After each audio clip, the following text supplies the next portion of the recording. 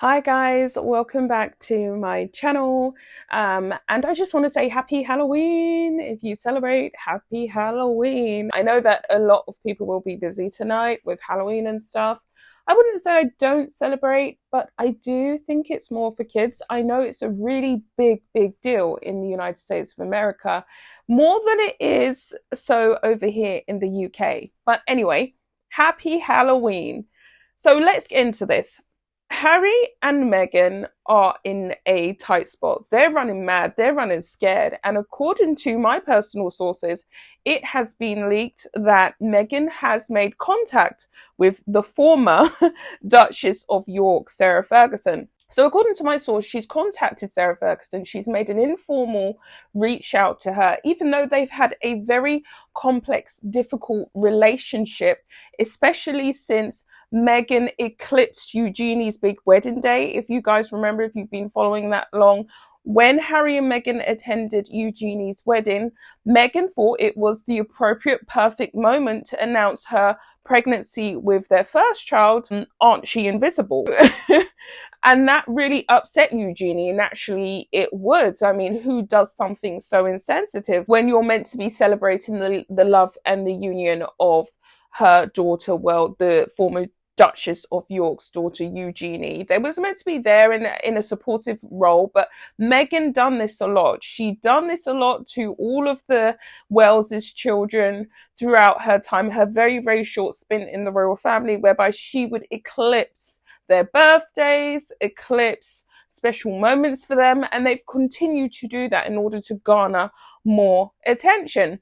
So they fell out over that. But before that fateful moment, which ruined the relationship between Meghan and the Duchess of York, former Duchess of York, Fergie, it was widely documented that she was the first person to teach Meghan how to curtsy. So apparently they were visiting Fergie at Royal Lodge, and when Meghan initially was dating Harry, and she was the person to get Meghan kind of on the ball, and the Queen was in attendance, allegedly, or at least they was about to meet the Queen, and Meghan shared with Fergie, I don't know how to curtsy, can you teach me? So Fergie literally was just like, oh, you do it like this is what you do. So she was kind of like her first connection into the firm, the first person that she connected with. We know that Ferguson has a very entrenched relationship with Lizzie Cundy, the reporter. I'm going to put an image here, and she was an integral part of Meghan's breakout into the elite social scene of the UK. And Meghan, of course, like she did Piers Morgan, axed Lizzie Cundy from her life. But Ferguson, Lizzie Cundy, they were the first initial contacts that Meghan had with British aristocracy. Of course, she's dating Harry and so on and so forth. According to sources, so why has Meghan reached out to Ferguson? Well, they've been stripped, as we all know. The Yorks have lost their titles. Andrew is to move from Royal Lodge to a smaller estate on the Sandringham estate, and this is to go ahead after Christmas. He will be funded privately by the King's personal funds himself in order to stay there. I haven't got formal updates of what is to happen to Fergie, because we know her and Andrew have been a long time divorced, and she's had a very long ride within the royal firm, considering she's been disgraced and she's brought shame upon the family, and it was widely documented that Prince Philip really couldn't stand her. So under the new arrangement, Andrew will surrender the lease and vacate Royal Lodge. He is expected to move to a smaller home on the Sandringham estate, with accommodation funded privately by the King. I haven't done too much digging as yet as to what is going to happen with Fergie, but I'm assuming that she may land there as well in her own separate accommodation, because a lot of people forget that Royal Lodge was like over 30 bedrooms. It was a huge estate, not one that they really needed, right? So they didn't really need all of that space. So she would live on one side and he would live on the other side. Even though they cohabited for 30 years, they probably, I highly doubt, really saw each other every single day. So it wasn't a bother or a fuss for them. Sandringham is a whole different ballgame. It's definitely a lot smaller. Meghan called Sarah Ferguson not too long ago, my source has leaked, in order to find out the exact details as to how King Charles is handling this. Because we know that Harry and Meghan, now that this has happened, which is the first time and it's a real shock for everyone, didn't expect or see this happening.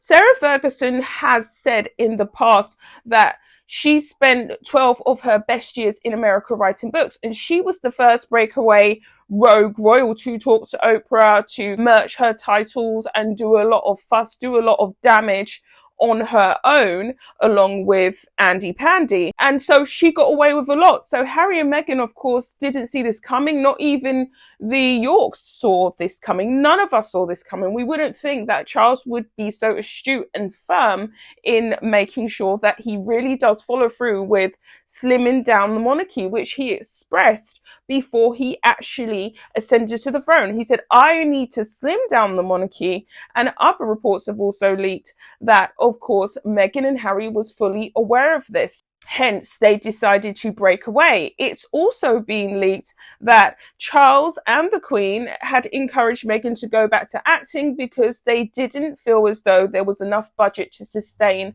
the lifestyle that Harry and Meghan were seeking. Meghan's royal wardrobe was £1 million. Taxpayer funded. She had the highest spending allowance of all the royals, including Kate, Charles. They're very frugal with what they wear. They're very frugal with how many new designers they introduce into their wardrobes, because they're conscientious of the fact that us, the British taxpayers like myself, are funding them. And so they don't go ham. Meghan had no regard for this. They spent 2.5 million renovating Frogmore, and it was completely out of control. But as I said before, what I'm trying to say is that Meghan has in desperation called Sarah Ferguson to ask her, A, what's going on? How are you going to restructure? How do you feel about it? Because she very well knows this is going to be the position that she's going to be in. So officially, as of today, the royal website has been formally updated.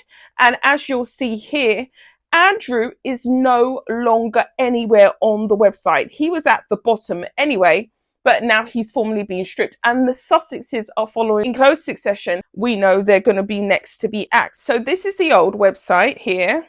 As you can see, Charles at the top, Camilla, Princess of Wales, Prince of Wales, the Duchess of Edinburgh, the Princess Royale, Anne, and so on and so forth. Andrew was here, and as of today, he's not on there anymore. So I'm just going to take you through to the new website here. And now we have the new updated version with the King, obviously, at the top. And then we have our Queen, Prince, and you know the rest of it. And as we scroll all the way down to the bottom, Andrew has been formally stripped from the website, and Harry and Meghan are at the bottom. So we know that they're closing in on them. The Sussexes are frightened of this, Meghan especially, because she's been doing everything to merch the title in her HRH styling. No one's really talked about the way in which she had her HRH on her little blue diary as she merched, or as she sold or promoted her new candle for $64. No one really talked about that. And I just think that that is absolutely embarrassing and disgraceful that she's still trying to merch her styling. In fact, she is merching her styling in order to get sales from her sugars. I mean, they're running scared and they're afraid. I just want to go through quite a few astute statements from the Duchess of York when Harry got with Meghan. She said things that were highly favourable of the couple. She said that she's not going to criticise the Sussexes for wanting to have a new life in America. She spent some of her best years there writing books, doing interviews, and basically being a traitor.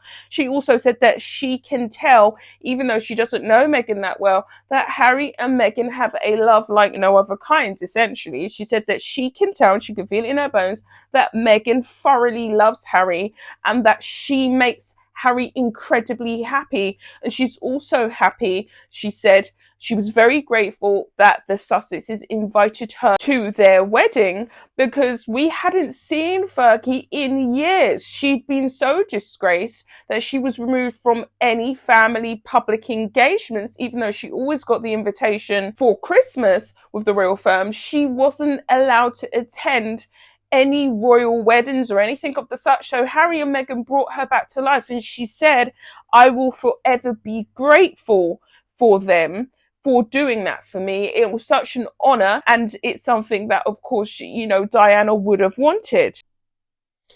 So there you have it, guys. I will be back with another video. Bye, guys.